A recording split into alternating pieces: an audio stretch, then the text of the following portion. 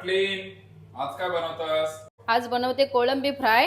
त्यात टाकते आला लसूण मिरची पेस्ट.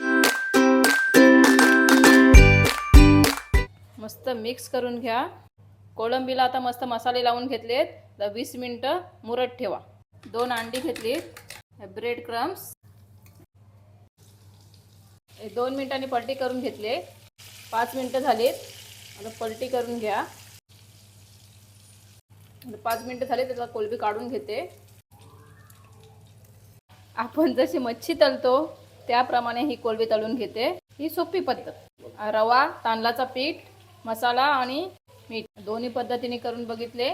जी छान वाटेल ती नेक्स्ट टाइम परत करायची. 5 मिनिटं झालीत. आता पलटी करून घेते. आता 10 मिनिटं झालीत. कोळंबी झाली आपली रेडी. दोन्ही टेस्टी आहेत. यम्मी, जबरदस्त, शानदार आणि जिंदाबाद.